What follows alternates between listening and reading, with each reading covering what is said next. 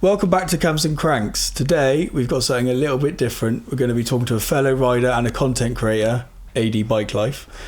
We're diving into what got him into bikes, his wildest rides, his dream machines, and what's going on behind the scenes of his YouTube channel. Thank you for the intro, Harry. AD, if you want to do a quick intro of your own. Sure, yeah. So, I'm AD Bikelife, and so I never thought I would ever become a content creator, by the way. But I became a content creator last October, and I started doing TikTok lives. There's a bit of a story as to why I started doing that, actually, which we'll probably get into later. But and it just grew and grew and grew. And then we sort of formed this core group of people within the TikTok lives, of which Harry became one of them. And it just got more and more popular. And then I started doing stuff on YouTube as well. But again, that's a different story because YouTube is a little bit more difficult to build as a platform. But yeah, so all about bikes. I've been riding bikes. I think I first rode a motorized bike when I was like 11 years old. And yeah, just loved bikes ever since. It's fantastic. Yeah, really appreciate you joining us. It's love it. Yeah, it's been brilliant. It's awesome to actually have the date finally arranged, and we're here and actually doing this again. Right. So, how long have you actually been riding? So, 11 years old. I first rode a not very legal moped around a sports field. Like a mini moto or like a 50cc, like a moped? 50cc moped. Oh, right, okay. Yeah. Oh, Christ. I'll tell you the very brief version of that story. So myself and my cousin were walking across this sports field. It was one of the places we used to hang out. And our other cousin, who was a bit older, came whizzing onto this sports field on this moped. Let's just say it wasn't his. And I was 11 years old. I didn't know any better. And so my cousin Steve had a go on it, and he sort of went around the sports field a few times. And they said, do you want to go? I'm like, yeah. And I sort of knew I had to pull the throttle back. I knew that much. Right. So I jumped on and I did that. And then before I did a couple of laps of the field, and then I remember having to shout across to my cousins, how do I stop? Yeah. And I managed to bring it to a stop, and I got I remember getting off, and I burnt my leg on the engine as I was getting off. So it wasn't like a moped. It was it a geared bike? It was it was like a little rev and rip. Oh, like yeah. Okay. I can't even remember. I just remember it was blue and probably very crap. Yeah. But but that was the first time I ever rode a bike, and then over my sort of teenage years, I did a little bit of off-road riding, just playing around. Yeah. And then once I joined the army, I managed to get my bike license, and then I joined the enduro team. So I used to race enduro. Had a couple of road bikes over the years as well, when I was living in Germany.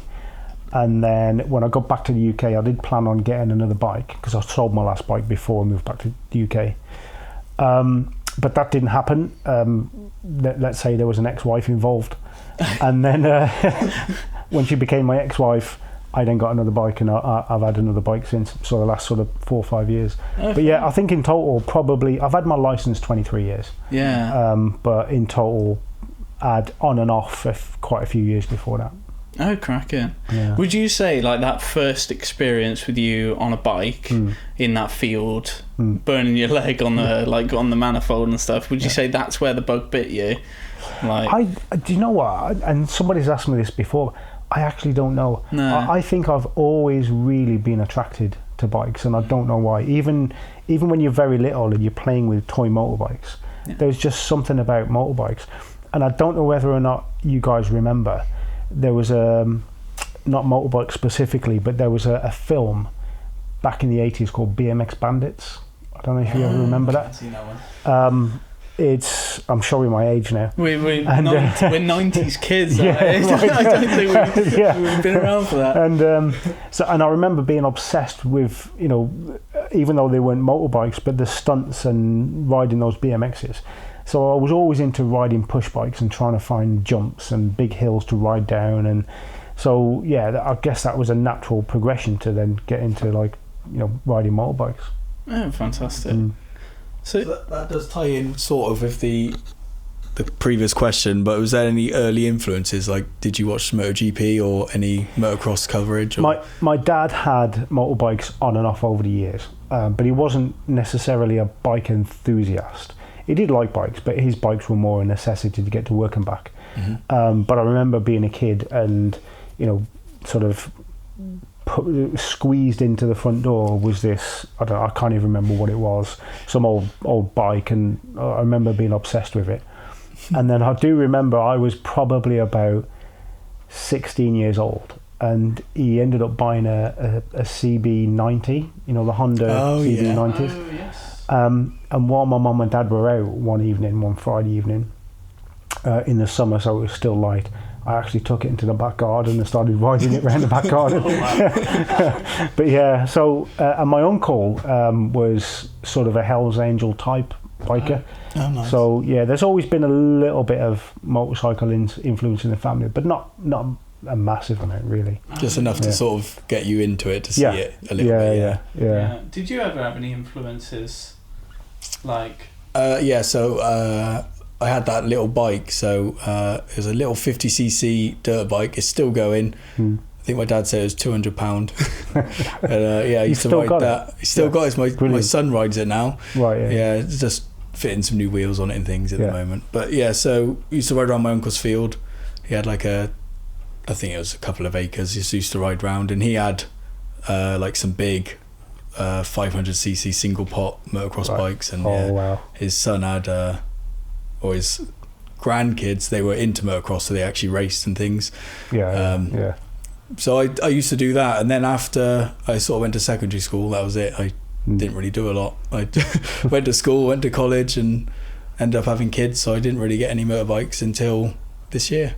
Did you ever try and kickstart a 500cc motorcycle? No, my uncle said he nearly snapped his leg a few times. He said there's a trick to it if you do it wrong. I was like, it's probably worth putting an electric start on them, to be honest. I know that my dad always had.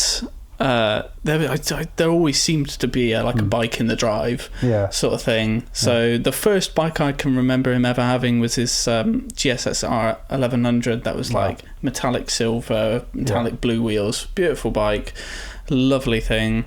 And now, sort of like the collection has grown. He's got loads of stuff in their front garden. They've got like a.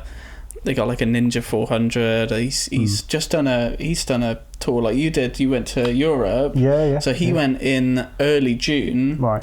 And did he went down through like Spain and stuff like that. So he went through France and did this whole tour, and he did that with my uncle and my cousin as well. So they had like BMW, whatever they are, GSs, and he had his Honda CR. I don't even know what one it is. Maybe it's a CRF something. It's 1,000 cc, but it's like. See, I feel really guilty now because I've just done a motovlog, which I think it's yet to be uploaded. Or have I uploaded it? I don't know. And I've been talking about GSs, not in the best light. Oh really? But I gave quite a balanced view of them.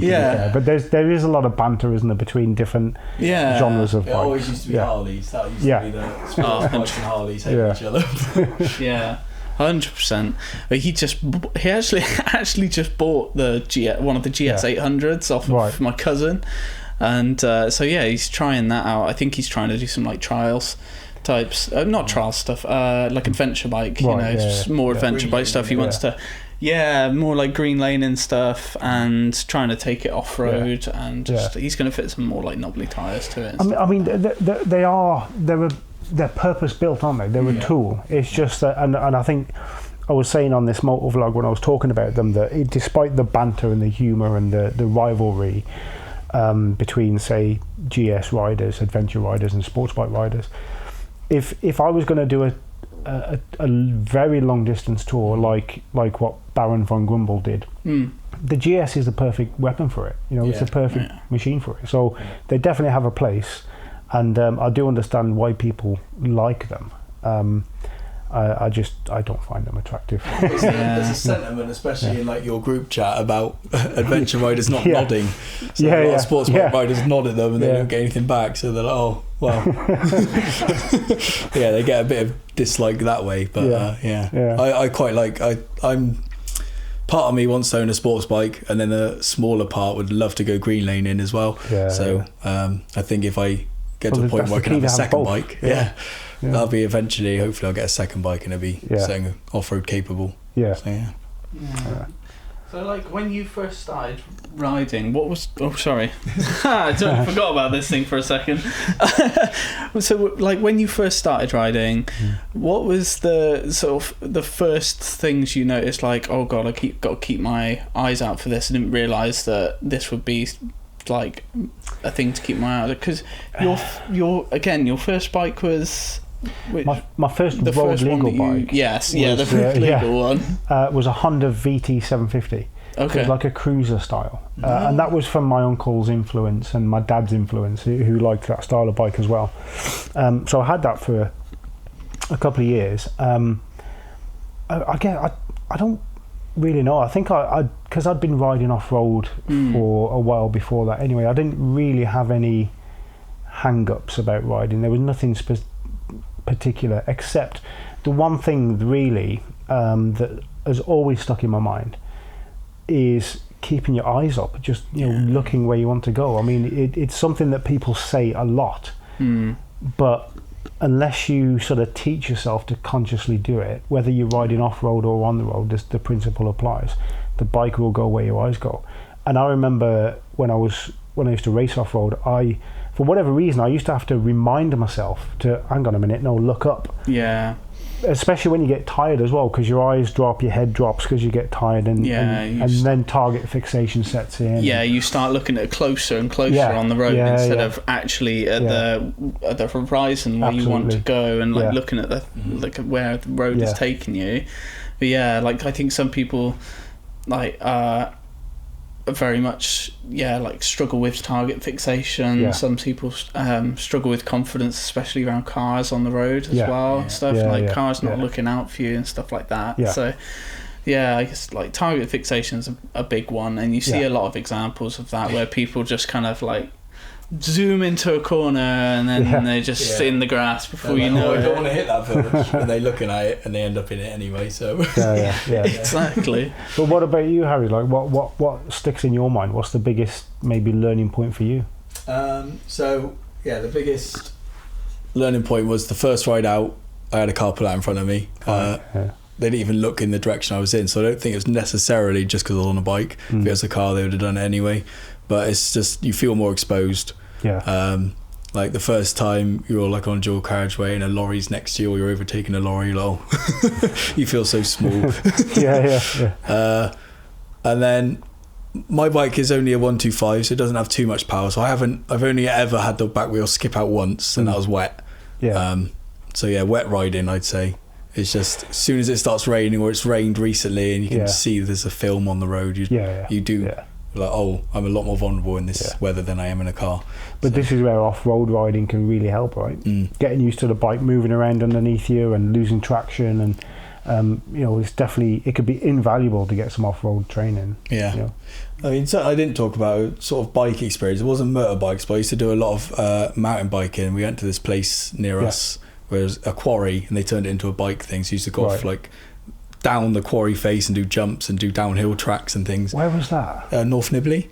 So it's near where I live. It's sort of between me and Max, and there's a monument there, and there's a quarry that they made to build the monument, and they've turned that into a downhill track. So that was great, and that did help when it comes to balancing a bike, because even though it's not a motorbike, the counter steering is all the same when you're moving that fast, and you feel the tyre skipping out or lock up the front wheel. So you do learn a little bit just by being on a push bike. Absolutely, the principles are all the same. It's just learning clutch control and stuff like that. That's the difference. I'd probably go as far to say like push bikes probably the thing that got me into motorbikes. Because my parents moved out into the sticks when I was quite relatively young. You know, I was probably like 11, something like that. Not super young, but like still. And the only way I could get anywhere independently was by jumping on the push bike and you know, taking it along the road to go see friends and stuff like that. And then as soon as I turned 16, it was like, finally I can get a motor in this thing and I can whiz up the road. Brilliant, this is fantastic. Break a sweat. Exactly, I don't get sweaty when I get there. It's fantastic. I can go more than 20 mile an hour, only just you know, on a little 50cc. Did you ever tie like playing cards to your rear wheel to bounce on the spoke? Oh yeah. 100%. Yeah, I did that definitely quite a few times as well. We used to do it with the old plastic drinks cartons. Brilliant. Yeah, fantastic. But the imagination of a kid, eh? I can remember my first moped, and I only ever had 2 mopeds, and then that was pretty much it for me. But like the first one I had was a 2-stroke, and that thing broke down every single month without fail. It was not reliable in getting me anywhere. It would you know, it would take me to college one day and then wouldn't get back. Or I wouldn't get to college at all, and I would just have to leave it somewhere, you know, and wait for the garage to come pick it up. That thing lasted like 6 months, and then I got fed up of it. Did you learn a lot from that though? Like, did you? Because obviously, and we'll probably get into it, right? You guys have built the pit bike, and you've got another project coming up. Did that experience teach you a lot about fixing your own bike? I at the time, so I was not very mechanically competent at all at that point. Like everything that I'd done through school and college was completely irrelevant to anything mechanical. So I was completely averse to any of that stuff. I was just like, it's broke again. Send it back, and you know, pay someone to do it. Something will happen, and it was covered under warranty, that bike, so I was very lucky. But ironically, I think that was like a Taiwanese make of bike, and I can't remember the brand of it. Right. But the next bike I got was like half the cost of that one, and it was Chinese, and that thing was solid. Right. Yeah. And it worked every day without fail. You know, I had a spill in a Tesco car park on it. Still got it up, and the thing was. Of course, the thing's carbureted, and you have to sit there for a while with your thumb on the starter to clear out because it was flooded. And but it still started eventually, and I managed to ride it home afterwards. That thing was brilliant, and I think the only thing that ever happened bad to it was I think that the lights got stuck on. Right. Okay. It's not exactly the worst thing in the world. Like you just couldn't turn the lights off. Like I think the full beam worked and all that sort of stuff. But the switch literally like rusted in place. Yeah. Couldn't do anything else with it. But they were brilliant bikes. They were brilliant. And then typical, you know, as soon as I get the driving license to drive a car, and then it was like, well. I'm at college. I drive a car. I'm warm, dry. Listen to my music. I can go faster than 28 mile an hour. And I think from then I didn't manage to make it back onto a bike after that, which is really sad. Because then like a few years ago was when I had my license taken, so that wasn't for driving. It wasn't for anything like that. I was not reckless or anything. It was it's actually more related to my eyesight. So DVLA just decided you can't drive. Oh really? No, and they were like, your eyesight's shit, mate. You can't drive. So unfortunately I never got back on a bike, and so it's a real shame, but I do look forward to riding that pit bike around a field, because whilst my eyes are still alright to do that, I will 100% be ripping that thing around a field. 100%. Well, it's much more fun than filtering through traffic, isn't it? Exactly. Some jumps. Yeah, as fun as it is to be on the road sometimes, I think it is actually quite good fun to be on the road sometimes, you know, just like you get proper corners, stuff that you don't get in a field. It's more and cornering, isn't it, grip, and you get to ride road bikes as well. You know, riding those off road is not going to be a good time. You're not going to have fun.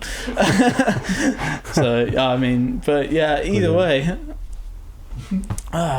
So if you already done the bikes you owned over the years, I think you did sort of briefly cover it. I've mentioned the first one. So the Honda VT750, I had that for a couple of years, crashed it, completely my fault. I went into the back of a car, ended up on the other side of the road, and then I bought the Kawasaki Z750. So do you remember you were chatting about the Z1000 this morning with a quad exhaust pipe? Yes. Well, I had the 750 version of that. It didn't have quad exhaust pipes, just had a single pipe. In bright orange as well. Oh, brilliant. So it was, and that was a proper hooligan bike. And I bought that new in 2006 while I was in Germany. And it was before Kawasaki started making them ugly. So, and all the bike manufacturers have done this over the years, especially with naked bikes. They've made them look like aliens, bulky angles everywhere. But this one still had nice, clean, sporty, sort of sharp lines to it. Absolutely loved it. Had that for a couple of years, crashed it. And then I sold it before I moved back to the UK. I should have bought it back to the UK. I wish I had done. But it was a European spec bike and I would have had to have imported it. But yeah, I did. So I sold it. And then the first bike I got in the UK was a CBR 600 RR. Oh, nice. Had that for a month and a half, and then I upgraded to the Fireblade. Yeah. I had the 2008 Fireblade for, I think, was it a year? 2 years? No, 2 years. And then I swapped it for the 2009 Repsol that I've got now. Nice. But yeah, so, and then I've ridden loads of other bikes in between that as well. But yeah, those are the bikes that I've owned. Oh, brilliant. The thing I love about those 600s, the CBR 600s that you had, is that under the seat exhaust situation. I think that's brilliant. It really cleans up the lines of the bike. It absolutely, and it was iconic. And Kawasaki did the same for a while. Yamaha did, but they got sort of two exhausts, the R1 sort of underneath the seat. Yeah, of course. But yeah, the Honda was just, it was such a beautiful bike when it came out. Looks a bit dated now, I think, but when it came out, it was awesome, stunning. Yeah, they're great bikes. They are fantastic.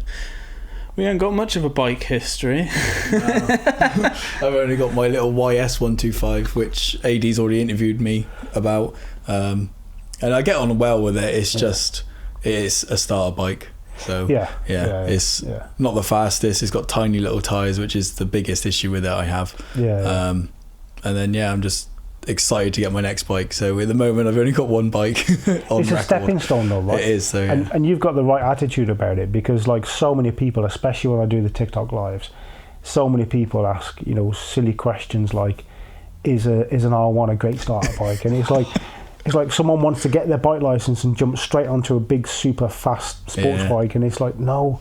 But I think you recognise that it's a stepping stone. It gets you like a year's experience on the road. It gets you from A to B. It is what it is, and you can either choose to enjoy it or not. And like you say, when I was chatting to your dad this morning, and he's done the same or similar bike, but it's the right way to go about it, isn't it? At the end of the day. It's another thing is like, I've always wanted a bike, but I didn't know if I'd actually enjoy it if it was raining or riding it to work. So I was like, if I get a CVT, it's not much investment, and I can see if I like it. And so far, I definitely want a bigger bike now. And what's next? No, let me rephrase that actually. What would you like to be next? What I'd like to be next is a 600 sports bike, but R6 or CBR 600. But at the moment, I did an insurance quote. It was about £1,800, £1,600. So so we'll see what it's like next year when I pass my fillet. But at the moment, it's looking more. That'll have to be a 650, which is obviously, it's a bigger engine bike, but it's detuned. So it's much cheaper on insurance. But I will still push for the bike I want. Absolutely. What about yourself, Max? Like if you obviously you can't because you're licensed, but what would you, if you could go out and buy a bike tomorrow? Realistically speaking, what would you get? It's a great question. I have a couple of bikes which would be my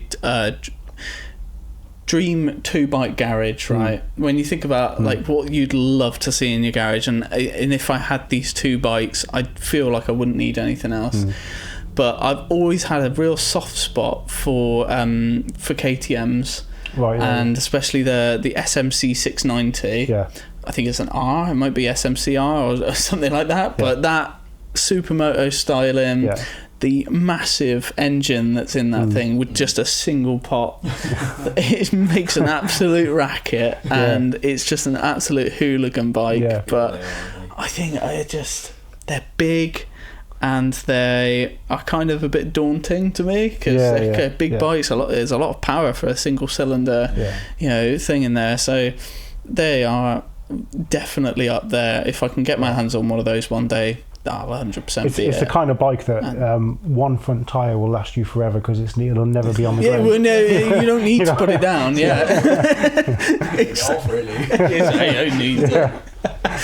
And then the second one for me really is Ducati, but it's got to be the 848 Evo. Oh, okay. See, that is just, for me, like, that's one of my favourites for some reason. I don't know, it's probably partly that underseat exhaust situation, but also Ducati just used to have some really like curvy styling to them. The front end is amazing, even from the rear, just it's immaculate. The seats and everything is just fantastic. The more recent ones are just more angular, aren't they? More modern look. I think that they went really aggressive with their styling, whereas I feel like it wasn't aggressive or that aggressive before.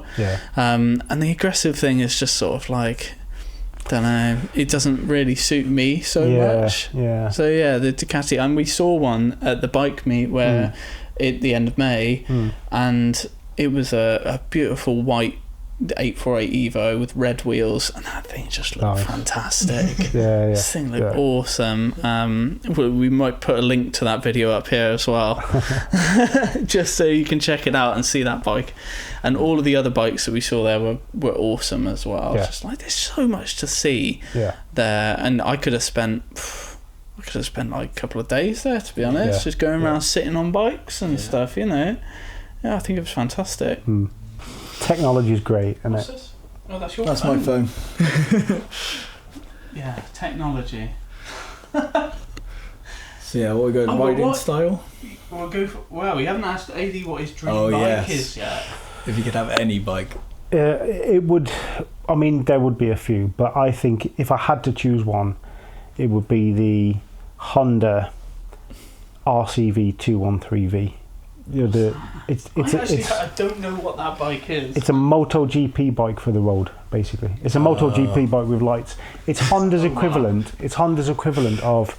Do you remember when Ducati released the Desmos Adichie RR? Yeah. That you could buy for 100, couple of hundred. Something like that. It's Honda's equivalent. Okay. And I think the last time.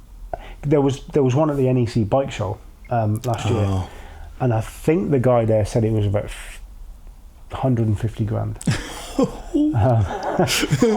But God. That would be my dream. The sound. There's a few videos of it online on YouTube of it being ridden on track. I think somebody rode it at the Isle of Man TT as well. Not racing it, but just as like a parade lap. I think it was. I can't remember the name of the rider. It'll come to me. But the sound is just unreal. Absolutely unreal. We'll put a video of that bike here and now. What about you? I've done my dream bikes. Harry. Oh yeah. I think have you done your dream bike? No. So I'm still in like a few different minds. So I do like the Ducatis, but ultimately I think I've always as a kid wanted R1. So and I really like the 2010 sort of one with the bug eye sort of look. That's sort of I think I'd love to end up there one day having one of them, or an S1000 or Fireblade, something like that. But I love how his dream bike is affordable. Yeah, it's like it's like a couple of years away. It's a realistic dream bike. Is like, maybe if I won the lottery, and then there probably wouldn't be one for sale anywhere. No, but, exactly. That's great. So but the 2010 R1, awesome. Yeah, I love the look of it. Yeah, and that's the first year they did or 2009. I think it was the first year they went cross-plane, wasn't it? Yeah. Sounds amazing. Yeah. And they, do you remember? Because I think it was 09 or 010, they did a version with a red, like a crimson frame. Oh. I think white, but with a crimson frame. Oh, beautiful. Nice. Yeah, really nice looking bike. Oh, we're gonna have to put more pictures up on screen while those. Yeah, so I think that's brilliant. at the moment that's the one that comes to mind as an R1. Yeah, because as a kid that's the one I knew about. Fantastic. So the next one is riding style. So I got a feeling I know your answer. If you had to choose any riding style, it'd probably be track. But the three options we put is suggested was track, street, or sort of touring or off-roading. Or well, I mean, to be honest, I cut my teeth off roading, so I'd always go back to do it. I'd love to do that again. I haven't done it in years. I'd love to go and do an off-road day, but it would have to be track style. I mean, I don't do track days purely because I don't have a track bike. You know, if I did have a track bike, I would. If you got your £150,000 Honda, you might track it. Yeah, maybe if I could have the track to myself and ride around very carefully with PPF on the fairings. I don't know, but bubble wrapped. But no track. I would like to do track days. And I'm a big MotoGP fan, so I love that style. And to be fair, I don't know if I should say this. Maybe I ride a little bit like that anyway. Yeah. But within reason. Yeah. Very, very safely. A safer way. Very safely. Yeah. I don't think you have much of a riding style yet, do you? I've tried to get the knee down, but on that thing is too scary. It's the wheels, I don't trust them. Yeah, it's a bit too difficult to do anything too drastic on that bike. So I've noticed I can turn right a lot sharper than I can turn left. So on the right, I've got paint marks on my rear tyre, and it's all gone on the right side. Left side is still there. I can't. Right. I've tried. I've just got to get more practice. The trouble is, you go round a roundabout to the right, so I can leave. I get practice doing that. You can just keep going round, but left ways, you don't get many opportunities to practice as much. You just have to go out late at night around roundabouts. Go the wrong way. I think I found as well, left corners you can't see round as well, because you're on the left, you can't see round the corner. So I tend not to go as fast as when you're going around the right corner. You can see the exit a lot earlier. I think unless that's it's quite an something open corner, or you're coming out of an open T-junction or something like that. Yes. So I've seen clips of you on a quiet roundabout going round and getting your knee down, and that's why I want to find somewhere like that safely, of course, within the limits. I've always seen I heard somebody talking about it years ago. I used to watch a motovlogger called M13, I think he was. Right. Okay. Anyway, he's based over in Taiwan, I think. But his sort of piece of advice was always, go the speed limits, but if you can take the corners at the speed limits, and that's where a lot of skill comes from, because being able to take tight corners at 30 or 40 mile an hour can actually be just more of a skill than anyone can rag it down a straight. But if you're able to take it sensibly and you can actually control the bike really well through the corners, and that is a lot of skill there. It's a good point, actually, and you don't have to be screaming well beyond the speed limit to have fun. And the best example of that, actually, although it relates to track, so I have been on track, but not a track day. So they don't do this anymore, and I'm gutted. It was called the Day of Champions at Silverstone. So each year for the MotoGP at Silverstone, what they used to do, this group called Two Wheels for Life, you buy a ticket from them, and it was the Thursday before the MotoGP weekend. So all the MotoGP teams were there, but there wasn't any GP bikes on track until the Friday. On the Thursday, you would meet up. I think the meeting point was a cafe near Daventry, somewhere like that. And you would all ride as a big group down to another cafe near Silverstone. You get a free bacon butty, cup of tea, and then you ride into the Silverstone circuit as a group. And then so you basically go into the grounds of the circuit, and then the group sort of led us round the back by the medical centre by what's the name of the corner? It'll come to me. Anyway, by the medical centre, and with that particular ticket, you got 2 parade laps of the circuit. Oh, nice. But you had to stay behind the MotoGP pace cars. So obviously you weren't allowed to go in front of the cars, and it was parade laps, not racing laps. Yeah. So like the fastest I ever got up to, I think on the straight was about 85 mile an hour, right? Because you had to stay behind the cars. But going back to your point, it just meant that you didn't really have to slow down all that much for the bends, so you could still have fun on the bends. It was amazing. Like, it was brilliant. It was probably it was one of the best biking experiences I've ever had, even though you couldn't, lay your hair down and cane it. Yeah. But it was brilliant. It's a really good point. And I think on the road, it's all about being smooth and flowing. And if you ever get the chance to do one of the advanced rider courses, like Bike Safe as a bare minimum, especially when they're run by the police riders, they are fantastic. Like, they don't go at 140 miles an hour, but they would outrun a lot of bikers purely because they're constantly making progress really, really smoothly.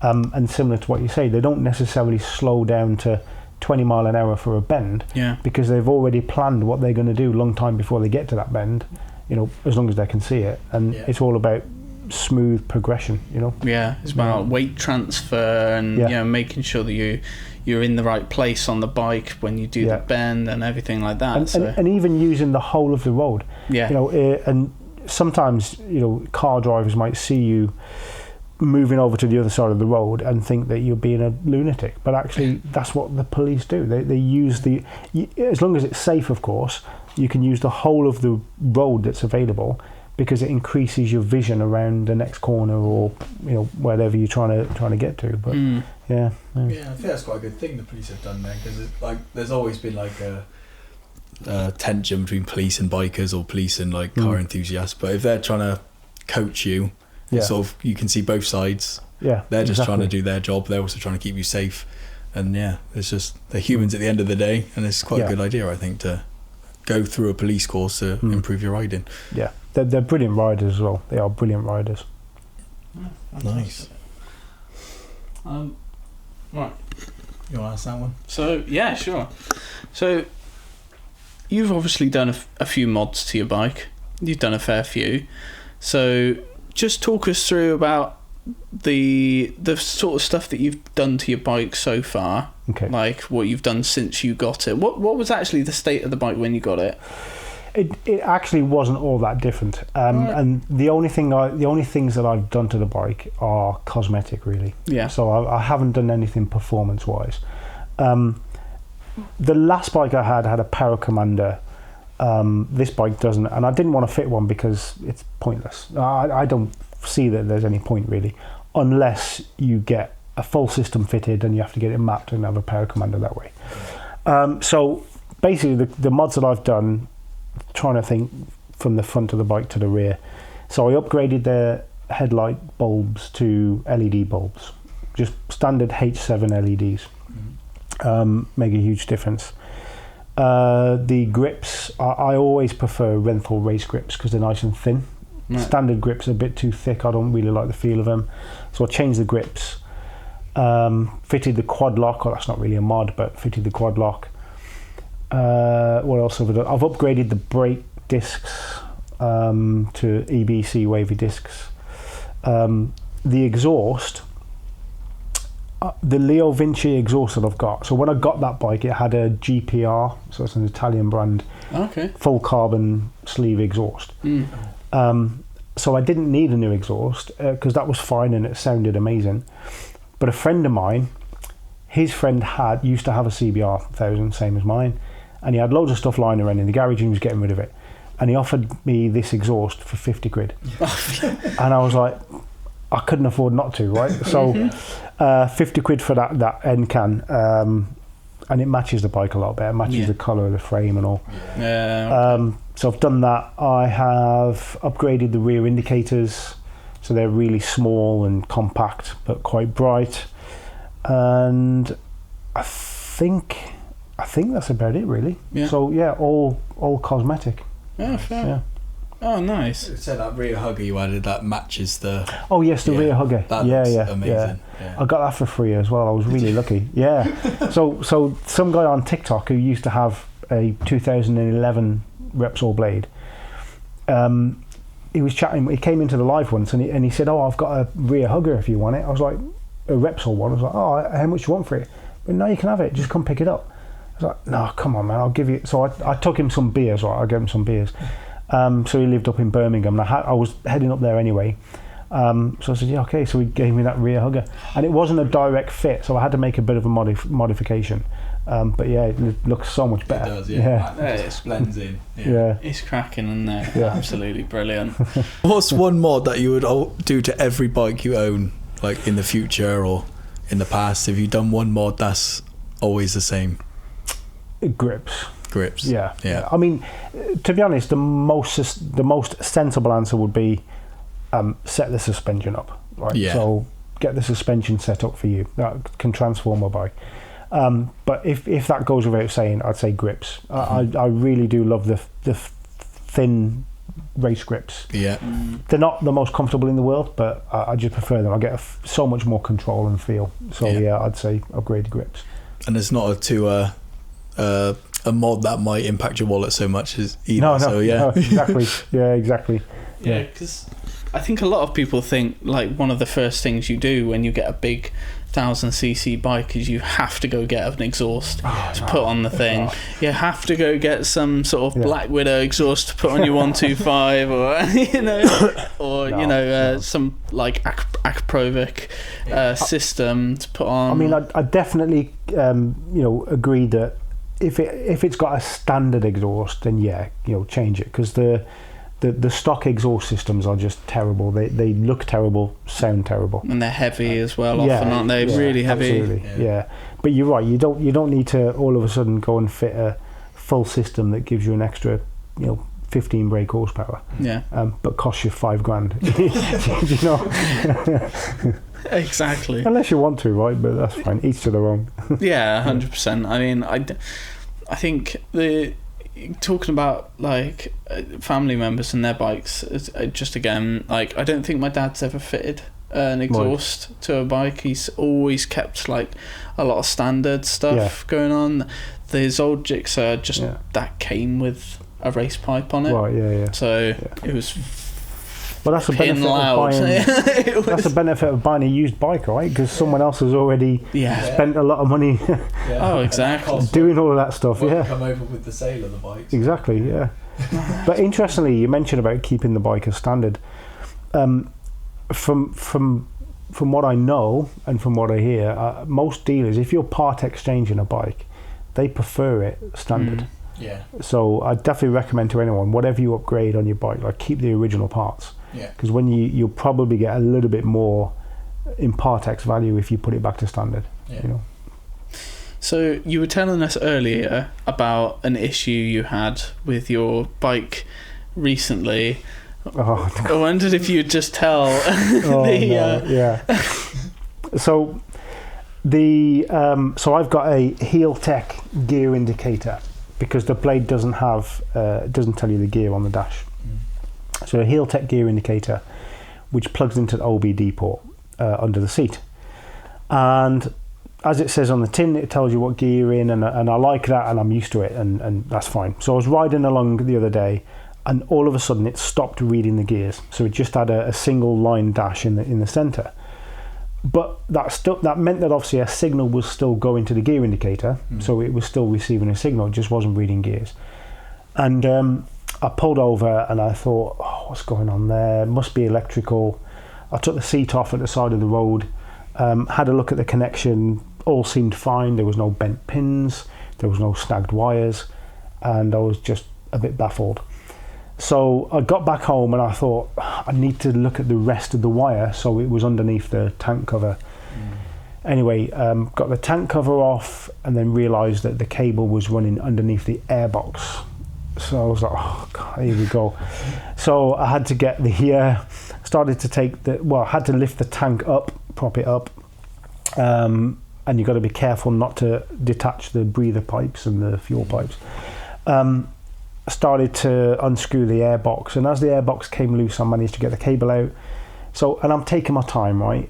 Because I didn't want to mess anything up and make anything worse. So I'm taking my time. This is probably should be about a 20-minute job. Took me an hour because I'm drinking coffee as well, and I like taking my time. You rush, that's when mistakes happen. Exactly, yeah, exactly.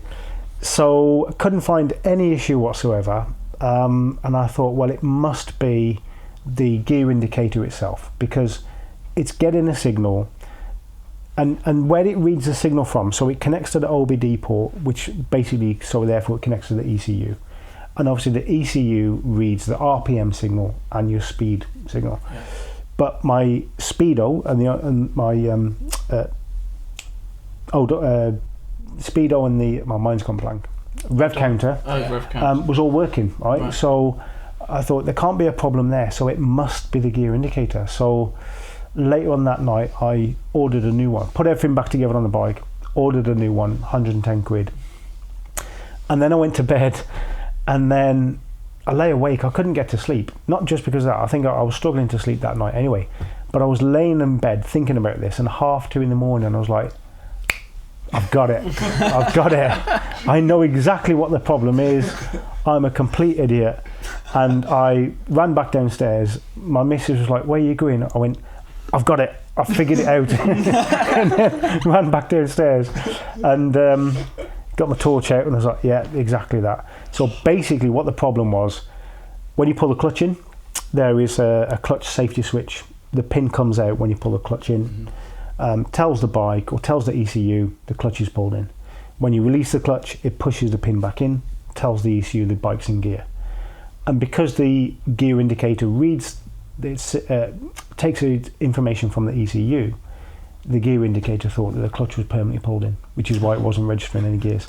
So all I needed to do was just twist that little clutch safety switch so that the pin engaged. Jobs are good. So I cancelled the order like 8:59 the next morning. I'm like dialing the heel, cancel that order.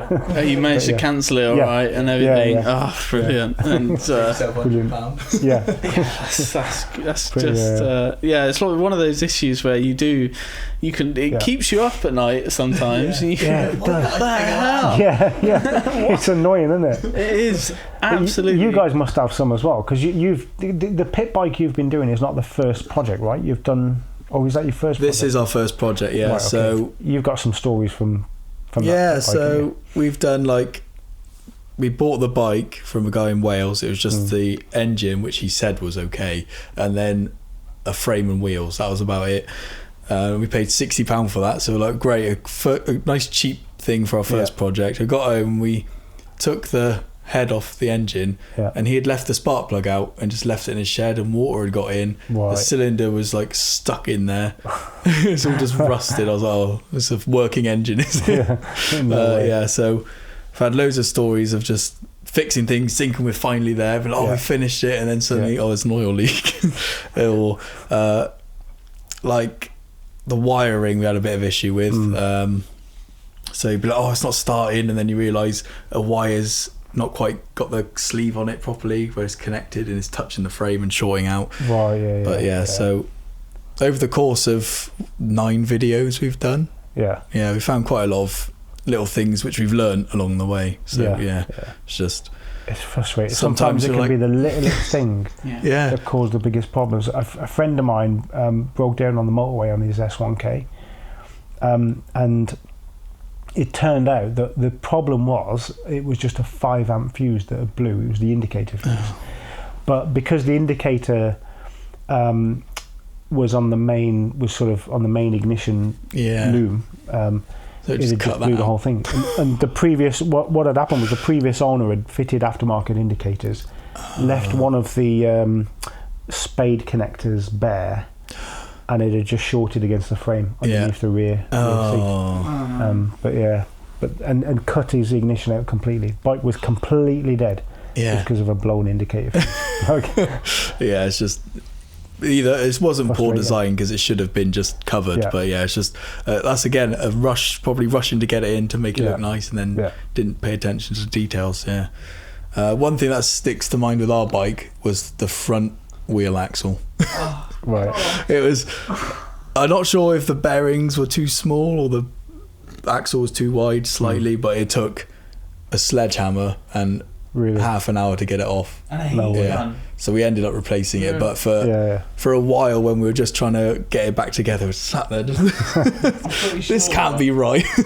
I'm pretty sure that you took a heat gun to it to like try and melt it, basically, to a point like that we got to a point where it was ridiculous, wasn't it? We had we were clamping it either side, or we were clamping it and putting it up against things and trying to smash this bearing out.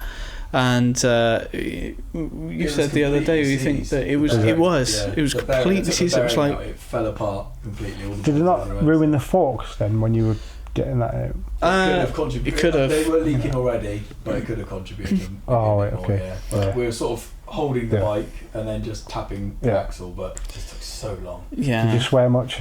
Oh, loads. Max as well, because I was sat there hammering. He had to hold the front of the bike up. So you don't have we're still starting. We don't have like a table or anything to hold it on. So Max was holding the weight at the front of the bike up like that for 10 minutes at a time, going, I can't do it anymore.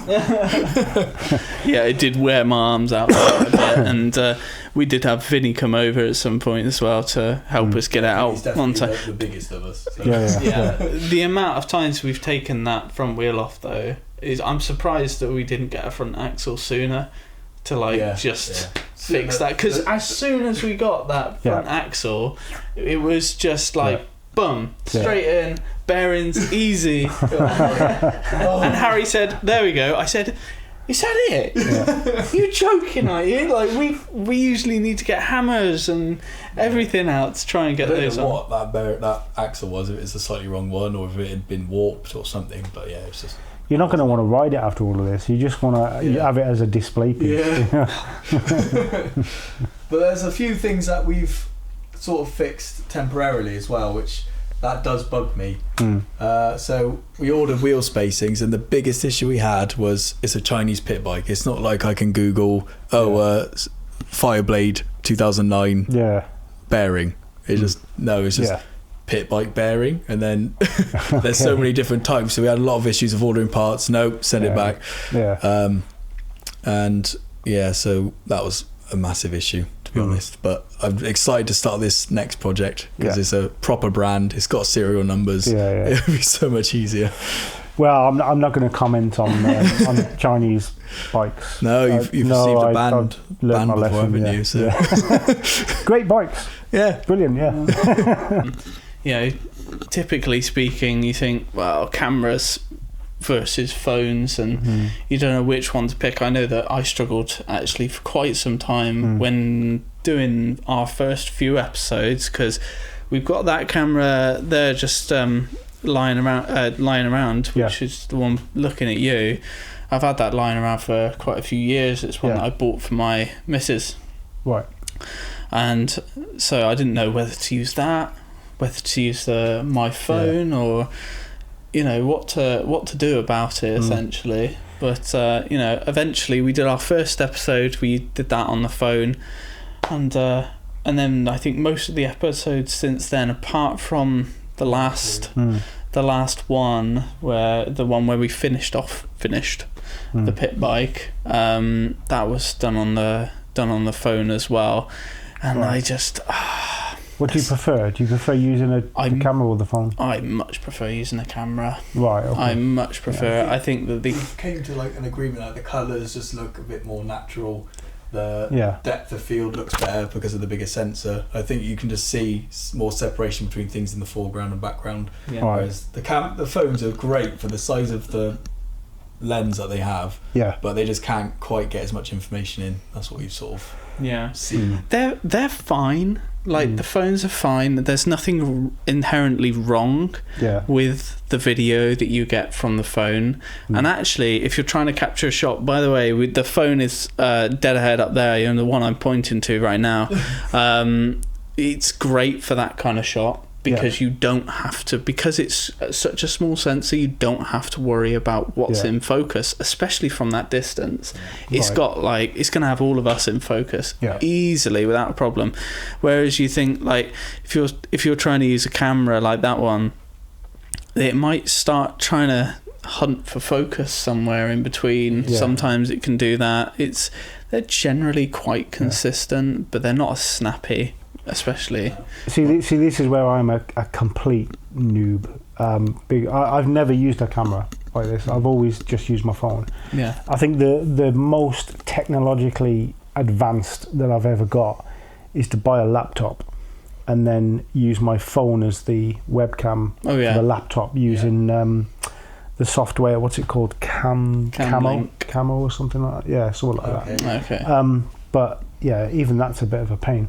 Most of the time I'm just on the phone or the GoPro if I'm out riding. But I really know nothing about, you know, what you were saying about, you know, the depth perception of the lens and I think that I'm a complete newbie. I think most of the time, like now, you don't really, because my phone's quite old old in terms of phones. Really, it's not the best. And so when you compare that one to this camera, and it's like, well, I'm not going to go buy a new phone just to do all of this. And so I just sort of made the decision to use the camera, and it's been good to use as well. And we have actually we've had issues with using the phone before. I mean, only audio. Really, wasn't it? Integrating audio straight into a camera is easier than trying to do it to a phone, because modern phones don't have any inputs anymore. You've got to have dongles and adapters and camera which is designed for it. It works better, I think.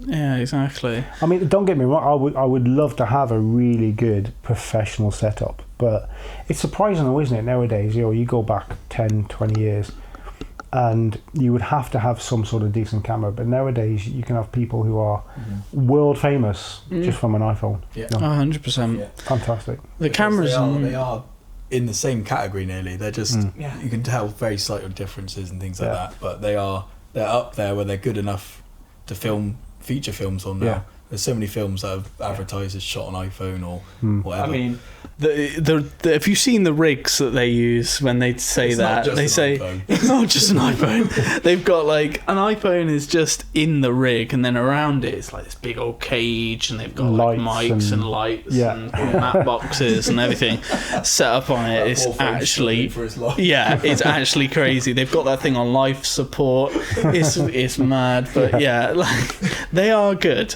They are good, and to be honest, like I think that should you just shoot your videos on an iPhone or something, no one's going to notice. No, and the convenience as well, because you could have the editing software on the iPhone, the video straight on the iPhone. You're not worried about transferring footage from one device to the other, which can get a bit of a pain. And it's simple and it's easy. Because you use CapCut, do you? Yeah, CapCut. Yeah, we started on CapCut, didn't we? We did. We started off using CapCut. I quite like editing on my laptop, so. Yeah, we started off using CapCut, and I've sort of I do most of the editing for our videos. I think you edit some TikToks and stuff like that. Yeah, that's just. But I decided to go and buy some editing software, DaVinci Resolve, and so that's. I've heard of that. That's been recommended a few times when I've been doing a bit of research. Is it better than CapCut? It's a hell of a learning curve. Is it? It's very much like blockbuster level video editing software. But you pay for a license. That's yours for life. See, this is where, and that's what would trip me up a little bit, because, like I say, a bit of a learning curve. I'd been used to using CapCut on the phone. I then started to edit videos on the laptop using the the desktop version of CapCut. Yeah. My head nearly blew up. It's like, this looks completely different. Like, where was this function? Where do I do this? How do I do this? It was almost like a brand new bit of software. But it's once you get used to something and you become slick, and because the editing, and while we're on the topic of the building the YouTube and that, it takes a long time, doesn't it? The upload, editing, uploading, checking, choosing the right title, I think building the right description, keywords. It's just it's so much time and effort. One of the most exhausting things for me, I think, for us possibly, is coming up with ideas and then actually putting those ideas into a plan and action and outlet plan. It's not too bad when we've got a project on and we're working on something like the pit bike, but with the ER6N coming up, we're going to have to build out some plans with what we do with that, and then we'll also have to come up with some different video ideas for what we do. Still, we will have the pit bike around, and we've got a big Notion page with just like loads of checkboxes, and I showed you the other day just like loads of things that we should do. I think for us, potentially like coming up with ideas is probably like one of the hardest things that I can think of doing. You put out loads more videos than we do. I think that you put out so many TikToks, and I just flood. Somebody said to me a while back as well, actually, how do you build like a following? And to be honest, I'm still really small. Like on TikTok, it's about 7,500, which sounds a lot, but actually it's not. When you see a lot of people who have been doing it a year or two, they've got like 100k followers, 200k followers, but I don't really do it for the number of followers as such. But I think that what I started to do in the early days was just flood as much content as you can, especially on TikTok. You can make them like 10 seconds long, it doesn't matter really, as long as it's getting views and it's getting likes or whatever. And then the more you put out, the algorithms, I guess, the more likes you get, the more followers you get, it just starts building. And that's why I was saying that, like, it's easier to build a good following on TikTok than it is on YouTube. YouTube's flooded. I actually heard someone else talking about this. I can't remember who. In fact, it was Baron von Grumble, right? So he was saying that when he started, almost nobody was doing it, right? Doing what he did. And you used to have a few niche people who became influencers, but influencers was a very new thing, 10, 20 years ago. So it was very easy for one or two people to become really famous, but now everybody's doing it. Now you just one amongst millions of people doing it, so it's a lot harder nowadays. I definitely feel that. There's a lot of people that I used to watch back in the day, and it was very rare to find them, wasn't it? Like you get your motovloggers, but honestly there was like select few people who were actually going out there and doing it. Nowadays, like you search motovlog, you'll find hundreds of accounts that do motovlogs and stuff like that. So it's really difficult to find some way to sort of stand out and do what it is like a niche. It's just the whole of YouTube in general, like not just motorbikes, but every single category is just flooded now. There used to be, I think someone says like 100 hours a minute is uploaded to YouTube. And another thing that was said, and again I don't take credit for this, someone was saying that YouTube used to be a platform where the average person could put out some content, but now it's yes, that's huge, and the market's flooded that side of it. But there's so many big organisations and big companies and celebrities now also using YouTube, which can sort of drown out the average person, the average people like us, just trying to put stuff out there. So it's 100%. And you noticed now that a lot of the people who have like a mega following on YouTube, the quality of their content is something that us creators who are kind of just starting out is so hard to even get close to anything like that. And I do think there is something special about having some kind of like like us doing some amateur content, something like I actually think that's something quite special about that. It's 100% relatable. Have a team of cameramen. No, exactly. There's no team. It's just us. We're trying to figure it out, and sometimes we make mistakes, and it's not. Sometimes it's funny, and sometimes it bloody hurts your heart. You're like, oh no, I can't believe that just happened. And so I just I think that I quite enjoy making the content regardless, really. I think we quite enjoy making it, don't we? And, it looks like you love riding your bike around, especially if you do more rides to Germany. Which you said you absolutely love doing that. It's so amazing, and I was surprised. What surprised me the most was how many people were following the little quick updates that I was doing on my phone. So that inspired me then to do more moto vlogs, especially when I got back and I edited all that footage into 4 riding videos that I made. It blew the channel up, really. I think I went from, prior to that Germany trip, I had about 130 subscribers. I've now got 470, which again still is a very, very small number. But that increase in 2 weeks was completely unexpected. I think that's great for YouTube. That is actually great. Getting subscribers on YouTube, getting people to watch YouTube videos and actually watch it for a good amount of time is hard. Exactly. You never know if people are actually sitting through the whole thing.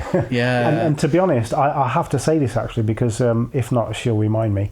So my Mrs. Haley, it was her idea to break it down into 4 separate videos, one for each day, because I was just going to make 1 hour-long video of the whole thing, and she says, no, people probably won't sit for an hour on YouTube and watch it. Maybe not. So I have to give credit to her.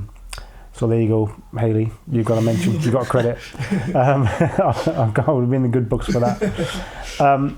So breaking it down into 4 videos, and with the moto vlogs that I've been doing since, I've been trying to keep them to about 20 minutes, 15-20 minutes, which I think is reasonable. That's good. It's somebody can watch that in their lunch hour, can't they? 20 minutes. But in terms of speaking of drop off, we've recently looked at our videos analytics, and you can see 100%, and then after even a few seconds, there's people just clicking off.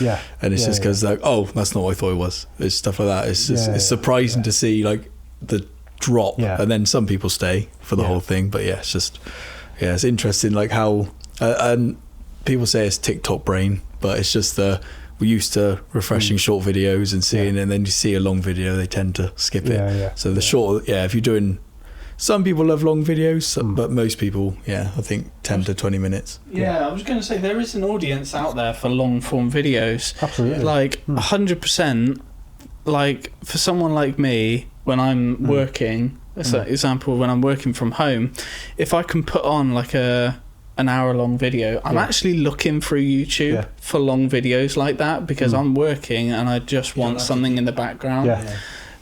So I think it's definitely good to add some value to the content by kind of editing it and chopping it up where you can, and putting it into bite-sized chunks for people who don't have loads of time. But I think what we might be doing in the future is uploading more longer videos, and which accompany shorter videos as well. Splitting it between, because we've got a second channel already, similar to you. We're thinking of putting this podcast, for example, thinking of putting an edited version on our main channel, but the whole unedited version on the second channel. So if people want to, they can go over there and watch it's a good idea. And there's little tricks as well that I'm very recently learned. So I figured out that sometimes the first, say, 10 seconds of the video should be almost like a taster of what's to come. Then you do the opening credits, if you will. Exactly. So it grabbed, and people are, I'm going to wait and see that, and then things like the description, like I said, with high value keywords, which will help the search engine stuff. The title and the picture needs to be catchy, I guess, to get people's attention in the first place. So it's a lot. There's a lot into it, but I'm slowly learning a few tricks. What's so you've obviously done loads of different types of videos. You do stuff from motovlogs. You've got kind of like interviews with other people through your heartbeats and horsepower, and you do. There's a lot of like there's bike meets in there, and all this kinds of stuff. What are your kind of what at the moment, anyways? So, what are your favourite videos to make? I'd say at the moment my favourite is the motovlogs. Yeah. I tried a couple of motovlogs a while back. Did a couple of them. Wasn't really sure, and I wasn't sure if like people were actually bloody interested. Like, who wants to listen to this? But I think, like I say, since the Germany trip, a lot of people are interested. So it inspires me to do more and to try and make them more interesting as well. Because even though like it's when I'm doing that, like this is me, like that's what you see is what you get. But it's still there's an element of performance in there as well because you want to make it interesting. So I'd say that's my favourite, but I really enjoy conversational stuff. I love this stuff as well. Yeah. I would love to do more of this. Yeah. I love listening to watching podcasts on YouTube. Are they even still called podcasts? Because podcasts used to be an audio thing, right? Yeah. So, but I think it's just a generic term. Yeah. Is it? Very long form conversation podcast. Okay. I didn't know either. Actually, I had no idea. But yeah, I love this sort of stuff. I would love to do more and more. Long-ish sort of conversations. I find it really interesting. Yeah, we've definitely talked about doing more and more stuff like this as well. It's definitely another aspect that we want to add into. It's just something different for people who like our channel. We don't just want to be always crammed in my shed saying, look, this is broken again. Do different things. Give them something else to watch. Another crack in the head. Oh, here we go. Exactly. Exactly. So obviously you've got your favourite videos, but are there any types of videos which you found that were your hardest to make? Yes, I would say how-to videos. Right. Because there's always going to be somebody that says, actually, no, you shouldn't do that. You shouldn't do that. You shouldn't do this. You shouldn't do that. And that's not to say that I'm right, they're wrong, vice versa. But we live in an age now where everybody's got an opinion, and everybody's got the ability to share their opinion with millions of people at their fingertips, right? So I did, for example, a couple of how-to videos. I did the oil change on my bike. I did, although not necessarily a how-to video, but I did some top tips a while back now for especially for newer riders, like what to look out for, what service items to do. But I find those the hardest because I feel as though I'm okay at explaining something, but then I start second guessing myself, thinking, have I missed that? And that thing that I've missed, is that the first thing somebody's going to comment on, saying, what about this? Have you missed this? So it's almost like this anxiety trip to try and cover everything that you think someone else is going to mention anyway, and then also to make it, again, still interesting, but also simple enough that someone else can follow. So I'd say that is the hardest thing, really. I'm really surprised that we haven't got somebody come up in our comments going, what the are you doing? Because we always sort of envisioned our channel to be 3D idiots trying to fix something. And I always preference that, and like, oh, this is how a camshaft works to my understanding. So I don't want to claim to be an expert, because none of us really know what we're doing. I've learned all I've learned over the last 10 years for YouTube and just seeing how engines work and things. So I'm just sort of repeating what I gathered is the right information. So you can always look at Haynes' manual, or if you want to look at something and learn exactly what is going on. But we're just sort of saying this is a brief overview. And we're trying to sort of not put ourselves in it as this is right. Because there will be people out there criticise and question. And so with your channel, then you say you got this second channel as well. So what's your aspirations for? What would you want it to become? So it started with Vinny, actually, because he said, I really want to do like restoration videos. He really wanted to like just get it, he's seen it on YouTube and said it gets loads of views, and it's something he's interested in, just getting a tool. It's all rusted, you polish it up and make it look nice again, and he says satisfying. And I said, I'm not really into that sort of thing, but I wouldn't mind restoring bikes. And then I said, my friend Max really likes editing videos and filming stuff, so why don't we get him? And that's the birth of the channel. But in terms of where we wanted to go, it was sort of initially, let's start with a small bike, work our way up, keep selling bikes and buying the next broken one, and then eventually move on to some cars. That would be great. For me personally, the dream would be to have a motorbike workshop where we fix and sell bikes, and then a cafe for bikers to hang out. That would be me happy for life. Make it happen. Yeah, exactly. That would be perfect. Absolutely awesome, wouldn't it? I just think, like, of all the things we could do, that is probably that's right up there, isn't it? It's got to be right up there. That's like, it'd have to be on a nice driving road, though. Yeah, you got to have it on a nice route, like maybe location's important. Somewhere in Wales, you know, Racket in Wales. As soon as they remove that 20-mile-per-hour speed limit, and that'd be fantastic. It would, really would. Yeah, where do you see the future of your channel? Where do you see things going? I don't know. I'm just going with the flow. When I first started the TikTok stuff, doing TikTok lives, and I think I alluded to this earlier. So I was joining other people's lives, not necessarily just bike stuff, but I was joining other people's lives. I was relatively new to TikTok. I'd been flicking through videos, wasting my life like most people do anyway. Just but I'd never really engaged with it. Started joining people's lives, and what I found was there was this really, really clear atmosphere of adversity, right? So everybody had an opinion that was the complete opposite to everyone else's, and nobody would listen, and nobody would give in, and it was so polarizing, whatever the topic was. And then I started flicking onto some motorcycle specific lives, and people were giving really bad advice. Like somebody would ask a question, and the question might be, I don't know, is a Yamaha YZF 125 a good starter bike? And the person running the live would say, no, absolutely not. Don't ever buy that. You need to buy this. And I'd be like, that's not advice. That's your opinion, right? And it was like that. And I thought, no, I can do better than that. So a friend of mine who I used to join his lives, again, nothing to do with bikes, he encouraged me to do it, and I was like, I don't know, it's a bit niche. I didn't realise there was so much of a bike talk out there on TikTok.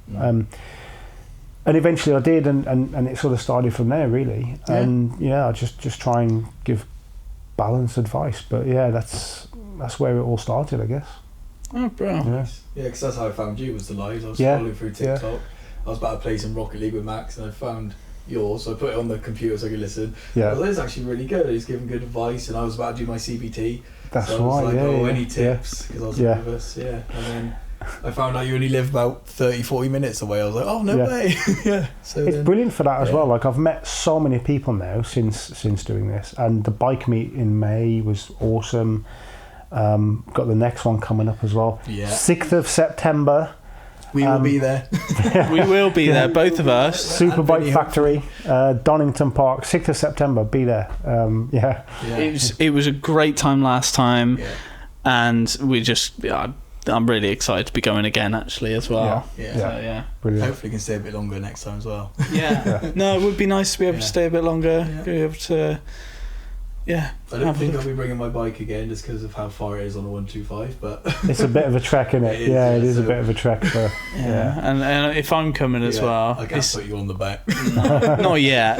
No, that is actually a plan though, because Max can't drive, and like people say, oh, I'll never take a man on the back of my bike, but I'm happy to do it because Max, I want Max to feel like he can experience an R1 on the road or a Fireblade or something, and just we could go for long bike roads, we go camping somewhere or go on holiday and just annoy the wives by disappearing for a week. I think they'll be pretty pleased with that. So I can't. That's another really big factor for me, is I really want to get my license get some experience on a big bike, and I can say like, Max, come on, let's go rip it around some A road somewhere.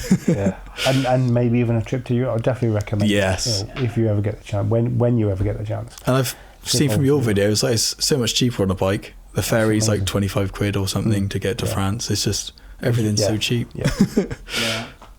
So that is a big driving force for me in terms of, that was a bit of a sideways jolt. I apologise, but no, it's all good. It's all good. So we sort of talked about interactions with your audience.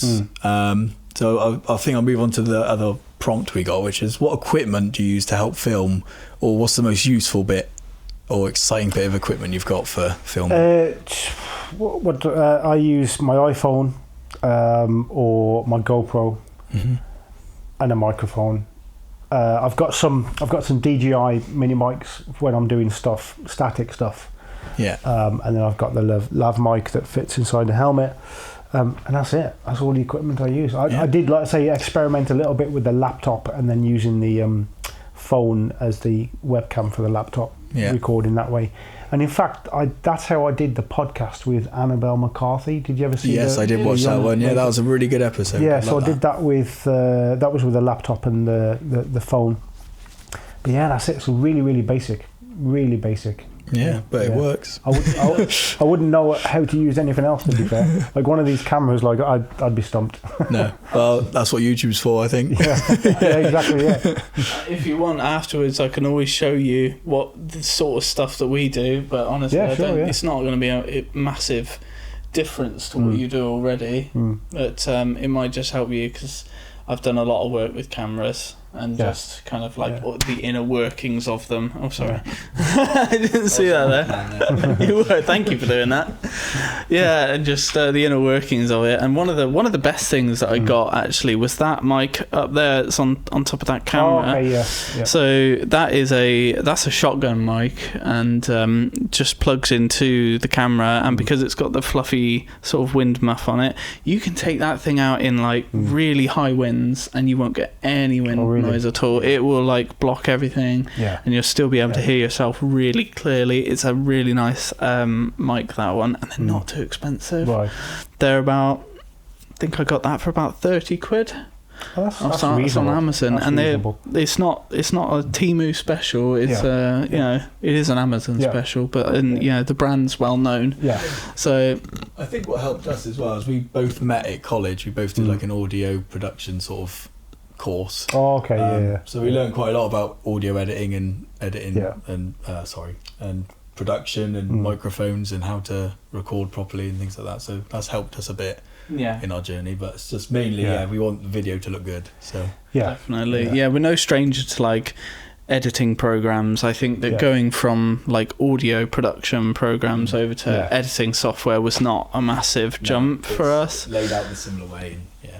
And it's worth it, isn't it? It's worth using really good professional software with really good equipment, because if you can get to a stage where the end result is, sort of production worthy and stands out, then so it's worth it, isn't it? 100%. I think it's great. The only other thing I would love to do is I honestly think though that if I were to upgrade my phone and go for like the newest iPhone or whatever it is, I would probably switch from the camera, most likely.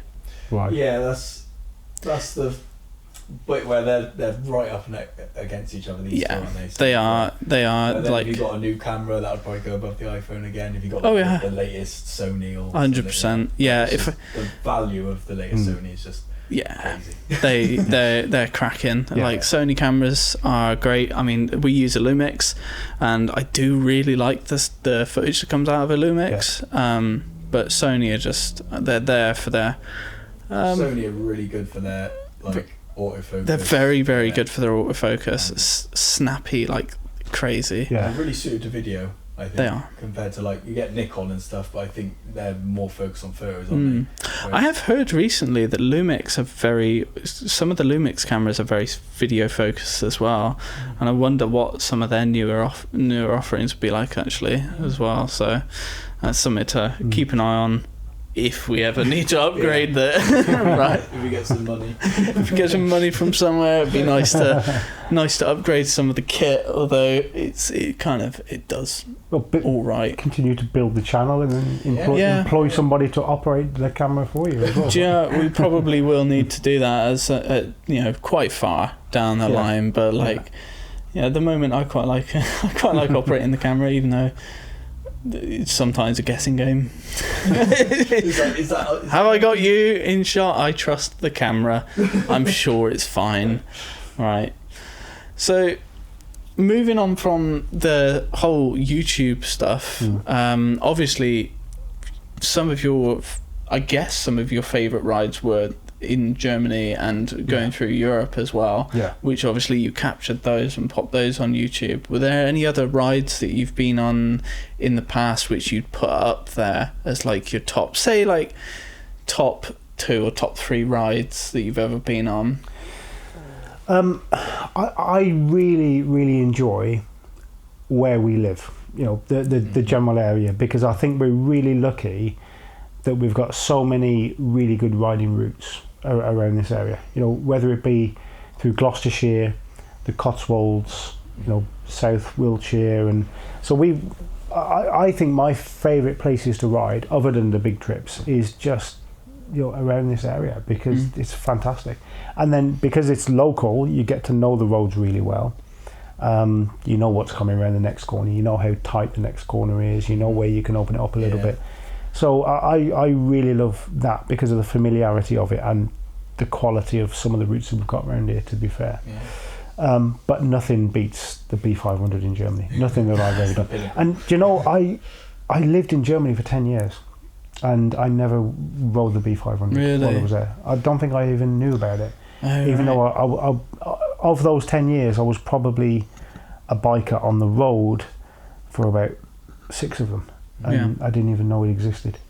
There's so many things I look back now and I probably took for granted of living in Germany. But it's a different world out there. It is amazing. For those who don't know, we do live in like a very rural southwest part of England. So there's a lot of farmlands.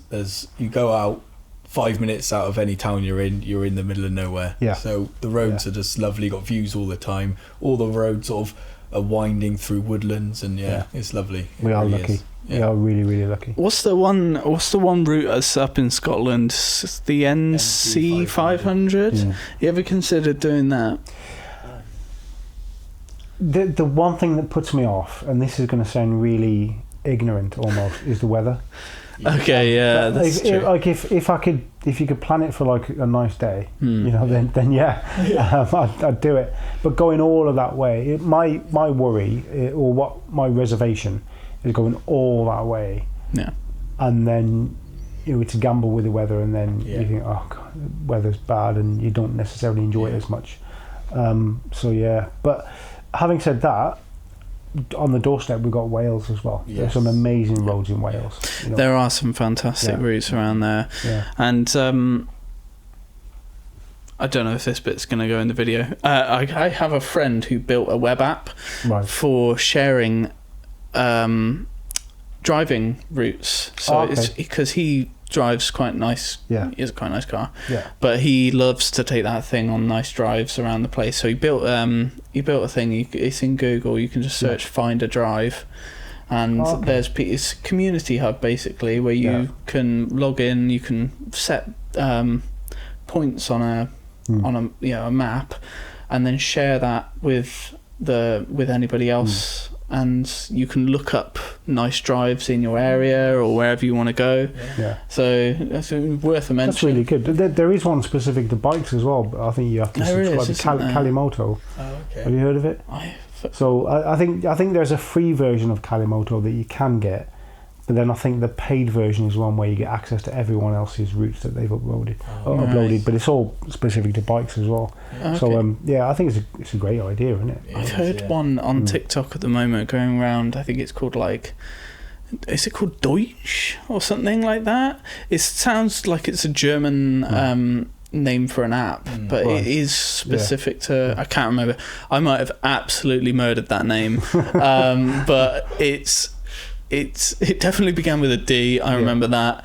But yeah, that was definitely specific to bikes. I've seen it a few times mentioned on TikTok. Right, so it's probably another thing too we could all check out. The only one I've seen is not like you necessarily say you look up other people's routes, but it's like a automated one. So you say, I live here, I want to head north and I want to do a round trip that's about half an hour, and it'll plan one for you. Okay. And it might not necessarily target the nicest roads, I don't know how it works, but it does make a route for you, so you can go try explore somewhere different. Next week you say I want to go south and then do a round trip.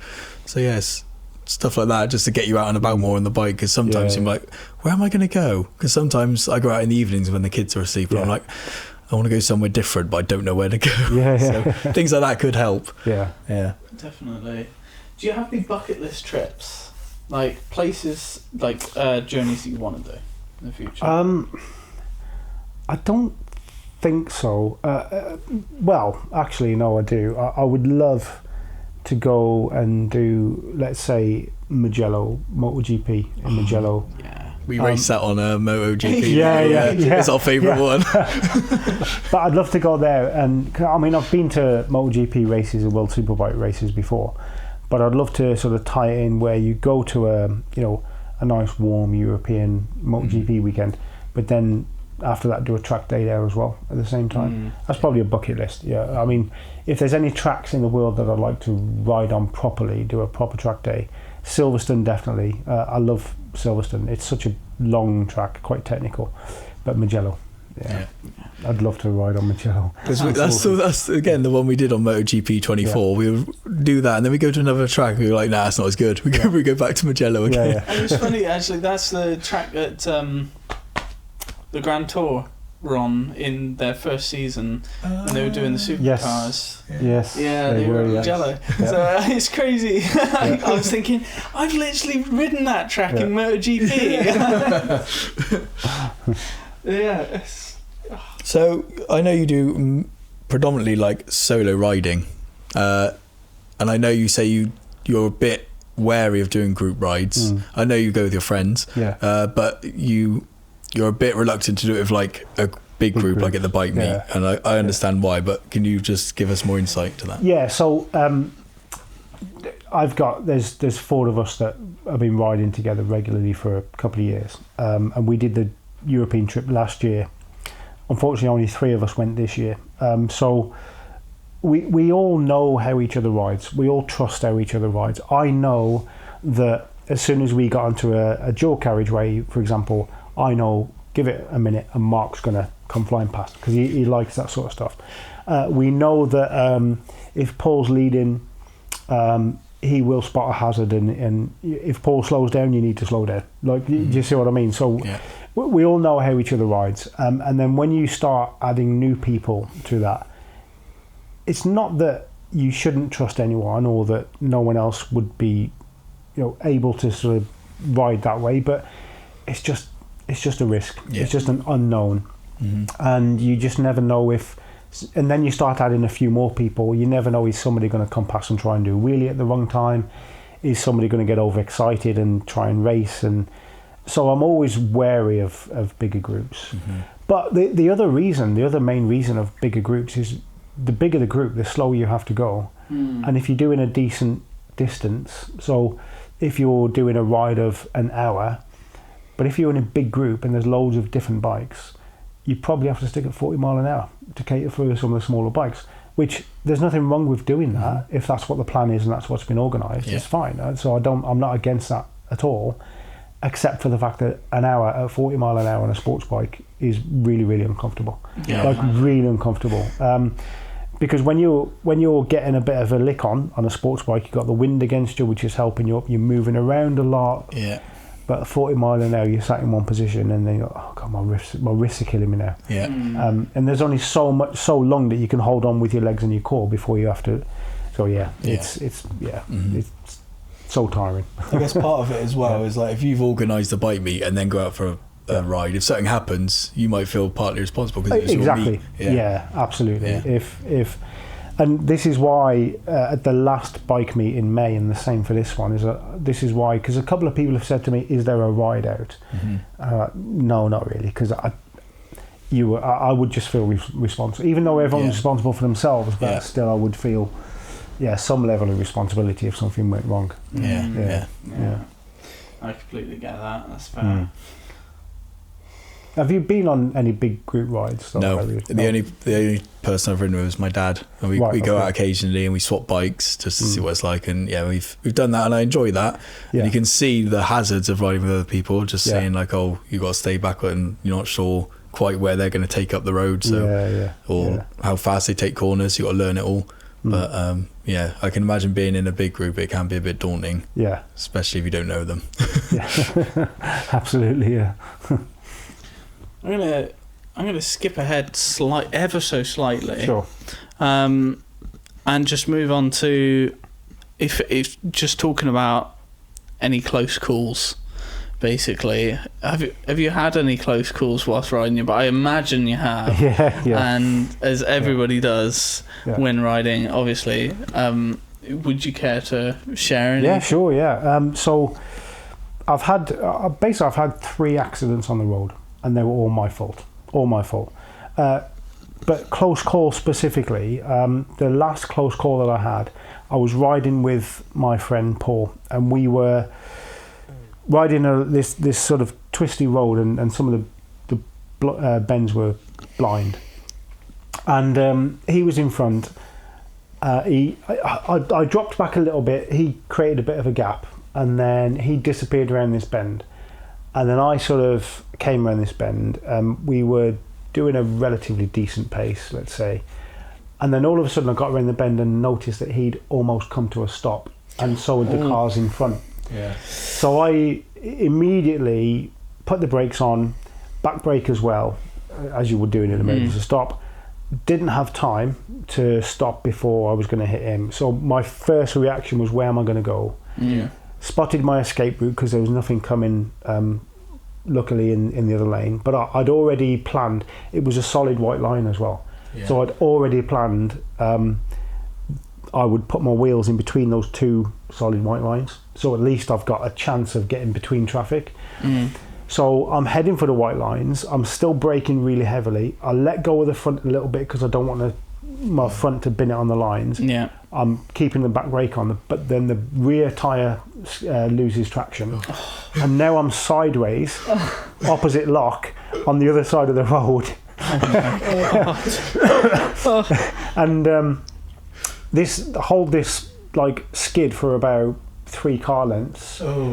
But I'd already spotted a gap about 5 cars lengths up. It's amazing how much you analyse what's going on at the time. And I pulled into that gap, and it was like, what are you worried about? You know, that was all planned. It was, and I remember pulling into this gap, and I just laughed inside my helmet, really, really loud.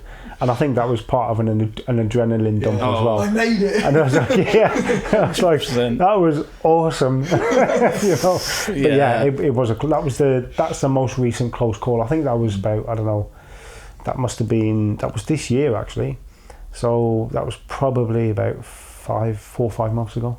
Right. So It makes you feel like, when those things happen, it's like flipping heck, it's hot in here. Like bloody suit is boiling. And then also, like, part of you thinks, I survived that. I'm all right. I got through it. I got some skills. It's like, you completely dismiss pure luck and chance, you know. He's like, I manage that. 100%.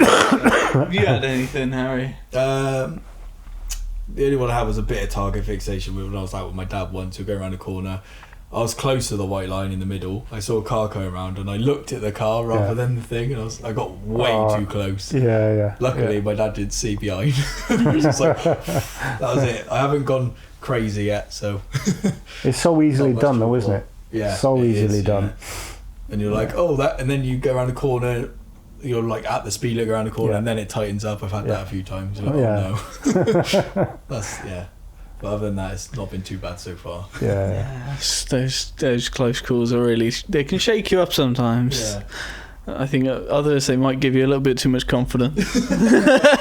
Maybe. Yeah. But the trick is to learn from them, right? Oh, so the 100%. trick is like to, and I actually, a bit of advice that somebody gave me years ago, and this, I forgot about this completely, it's come to me, is never make the same mistake twice. Yeah. Like if you make a mistake, learn from it, make sure you don't do that again. Yeah. You know, but as simple as it sounds, but yeah.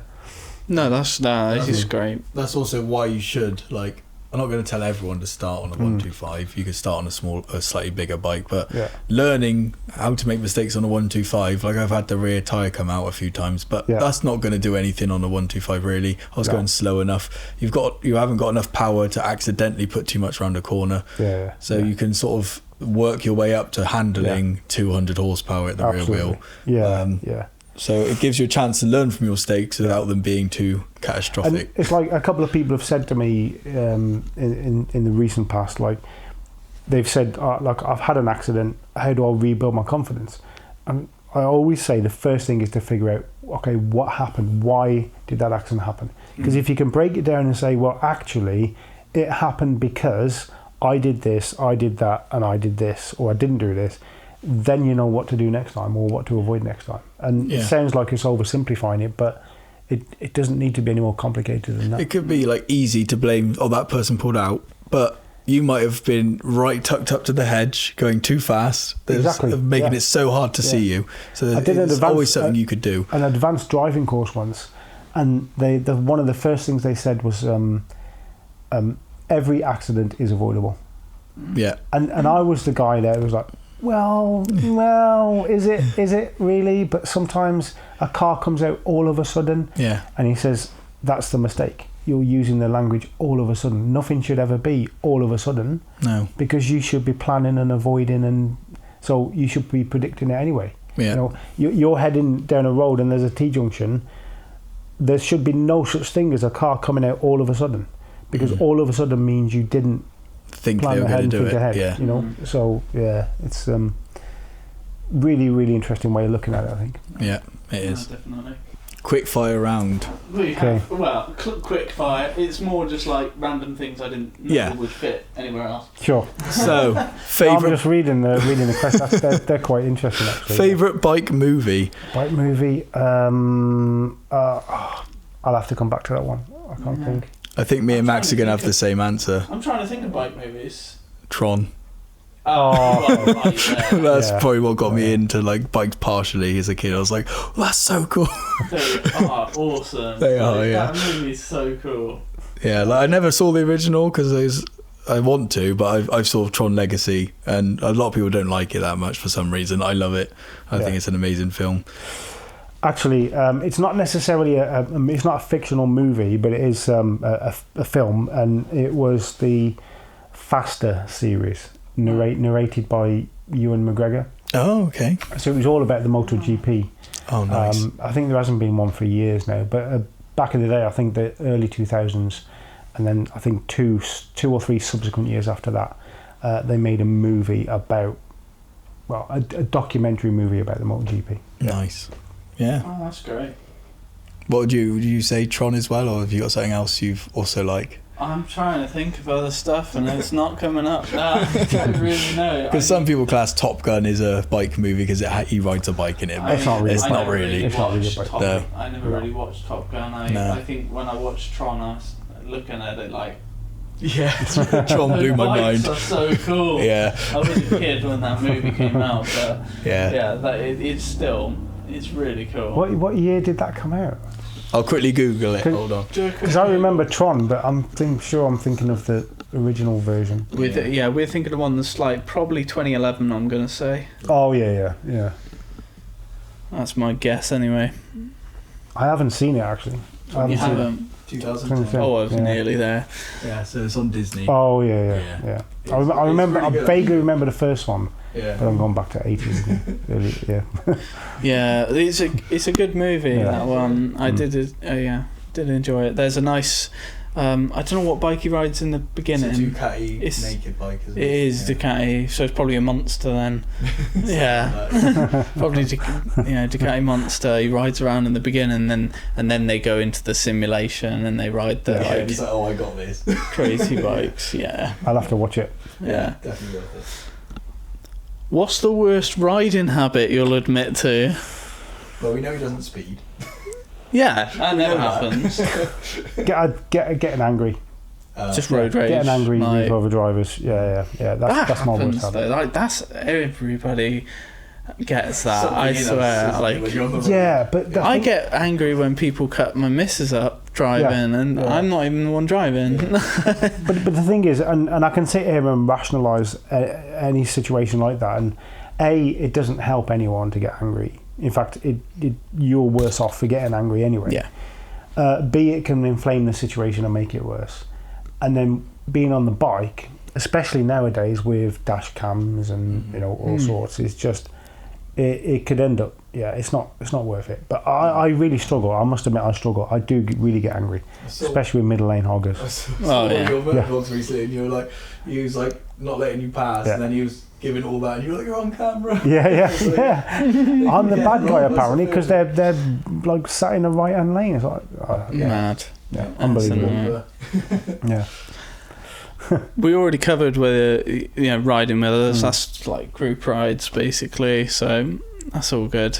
But so in terms of, I mean, we see every so often in your videos the background of the room that you're in when you're filming, and there's often, what is there, like a couple of bike suits up there, a number of helmets, couple of helmets stuff. You've got my helmet, the helmet that I bought for Hayley years ago that she doesn't use anymore, couple of pairs of bike boots, couple of pairs of gloves, some old knee sliders, and that's it really. I don't really tend to keep old stuff for a very, very long time. Sure. I'd rather sell it and get rid of it. Otherwise it just takes up space.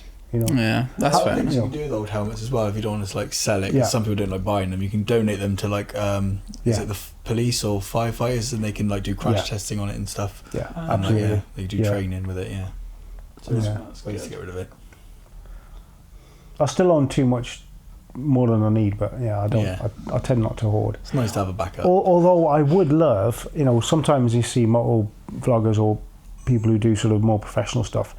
They've got like a wall of helmets behind them, of helmets they've always owned, and I think that would be a good idea. Yeah, that's fair enough. That camera's just turned off. Bastard. So, one of the last actual questions we have here is, if you could ride with any, like, I'm thinking like famous motorcyclists from there, like GP riders, we're talking tour, like people who do like touring and all that sort of stuff. If you could ride with any of them from the past, whether they're still here or not, who would you ride with? I'm going to say, and it's really difficult to choose between Valentino Rossi and Marc Marquez. Yeah. Because I'd always been a Rossi fan, and many Rossi fans are the opposite of Marquez fans. But I'm a Marquez fan as well. So either one of those really. They're the best in the world. For me, they're the two GOATs. Yeah. I'd love to ride with them. By you? I'd have to say Guy Martin, I think. That's a good one. Such a personality. Yeah. He's done quite a lot of stuff. Yeah. He never won a TT, but he came so close, and he was just he's a legend in my opinion. And you'd have a right laugh with him as well. You would, he's just guaranteed. You'd definitely talk your ear off. Brilliant, fantastic. Well, what about you? For me, if you could meet any motorcyclist. Oh man. Actually, Guy Martin is up there. He's definitely one. I think he's one of the first people I actually sort of like knew about his name from the Isle of Man TT sort of stuff. Yeah. I'm trying to think of other people, but really, I was never into bike racing that much as a kid. Didn't really follow it growing up, so I'm gonna say Guy Martin just to copy you and and just to sort of like so like that's it really. So AD, it's been fantastic having you on. Thank you so much for coming over, and loads of laughs, loads of a lot of insight as well, lots of advice for everybody out there as well. So thanks very much again. We'll leave a link to AD's channel down in our description, and there will be more content over on AD's channel as well for you guys to check out. Thanks very much for watching. And fingers Thank you guys. Yeah, much we'll appreciated. Be doing this again. So let's do it. Let's do more of it. Yeah. Brilliant. Yeah. Perfect.